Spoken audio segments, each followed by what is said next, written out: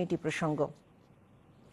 স্পেনে নতুন নিয়োগপ্রাপ্ত রাষ্ট্রদূত বাংলাদেশ পুলিশের সাবেক আইজি হাসান মাহমুদ খন্দকারকে অপসারণের দাবিতে স্পেনের পররাষ্ট্র মন্ত্রণালয়ের সামনে বিক্ষোভ করেছে ইউরোপের 15টি দেশের প্রবাসী বাংলাদেশিরা। পরে তারা স্পেলার আইনে তাকে বাংলাদেশের রাষ্ট্রদূত হিসেবে আসার অনুমতি না দেওয়ার দাবিতে স্মারকলিপি দিয়েছে মন্ত্রণালয়। বিস্তারিত আমাদের ইউরোপ অঞ্চলের বিশেষ প্রতিনিধি নুরুল ওয়াহিদের রিপোর্টে। র্যাবের সাবেক ডিজি ও বাংলাদেশ পুলিশের সাবেক আইজি হাসান মাহমুদ খন্দকারকে বাংলাদেশ দূতাবাস স্পেনের রাষ্ট্রদূত করায় ফুঁসে উঠেছে ইউরোপের বিভিন্ন দেশের প্রবাসী বাংলাদেশিরা।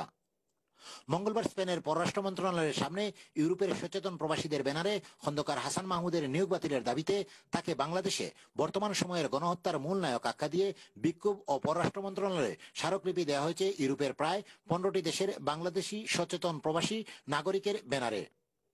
স্পেন বাংলাদেশি কমিউনিটি নেতা খুরশেদ আলম মজুমদারের সভাপতিত্বে আব্দুল কাইয়ুম পঙ্কির পরিচালনায় এ সময় France, UK, Belgium, Italy, Finland, Sweden, Ireland, German, Holland, Portugal, Austria, Greece, Switzerland সহ ইউরোপের বিভিন্ন দেশের কমিউনিটি নেতারা হাসান মাহমুদের নিয়োগ বাতিলের দাবিতে নিজ নিজ দেশের ভাষায় বক্তব্য রাখেন।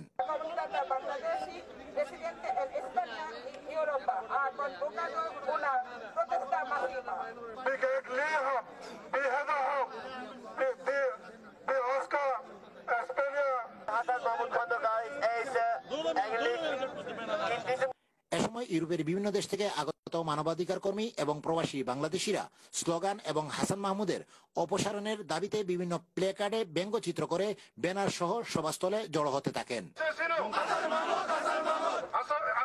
বিক্ষোভ সভা শেষে বালিয়েন্তে বাংলার একটি প্রতিনিধি দল স্পেন পররাষ্ট্র মন্ত্রণালয় বরাবরে স্মারকলিপি প্রদান করে।